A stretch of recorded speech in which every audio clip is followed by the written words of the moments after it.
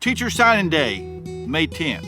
Teachers are waiting until May 10th to turn their contracts back in as part of Teacher Appreciation Week and to shine a spotlight on the issue that is hurting schools. And that is, teachers often have to sign their contracts without even really knowing what they're signing up for, meaning there are no guarantees about things like what classes you'll be teaching, or even what school in your district you'll be teaching, or changes in your salary schedule. And even though the original conditions you thought you were signing up for changed, you're stuck. And the employer can change the deal, basically. And then if you decide, well, with that, I don't think I can work here, the district can then turn your name to the State Department, who takes your entire teaching license away.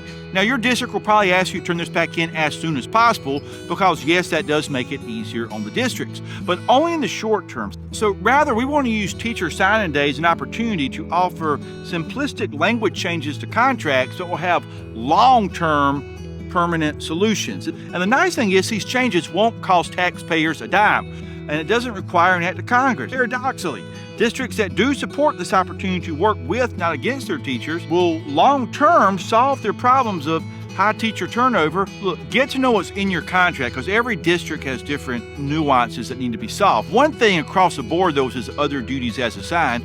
Get that taken out or add some more specific language. That means that basically the admins can ask you to do pretty much anything under this vague other duties as assigned, and you really can't say anything about it. Other simple suggestions are to be able to know what classes you'll be teaching so you don't spend all summer working on lesson plans only to find out when you come back in August that, sorry, we decided not to teach that class, but at least you got some practice. Other things like the district cannot move you from one school to another, because sometimes you can teach in school A for 10 years, and in some districts they can decide to move you to an entire another school, and if you've already signed your contract, again, you're stuck, or they can take your whole license away if you decide that's not going to work for you. Here's a bold one.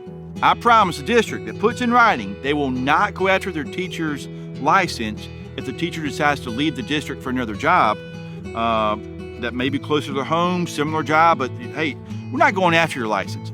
That district will actually have less teacher turnover and will keep their teachers. Because when you know that your district is so confident they're not forcing you to be there, they're not going to lazily just say, well, you signed your contract. They're going to make it so you actually want to be there. That's a proactive district, and that district will actually have a much easier time keeping and recruiting the best teachers, which will help the students. I'm proud to work in Chester County School District. I will be coming back because I love where I teach, and my district's been very supportive of me. But again, this is to help build long-term solutions, and between now and next year, have an opportunity to sit down and add some simple language to this contract. Teacher Signing Day, we got National Signing Day for athletes, we got Academic Signing Day for students. Let's have this cool Teacher Signing Day. You legally have that right. They cannot take your contract back and say you waited too long, as long as you sign it by May 10th. During the Teacher Appreciation Week, during the teacher shortage, so districts can not just say, but show how much they support us by changing some things in these contracts. Cool vibes.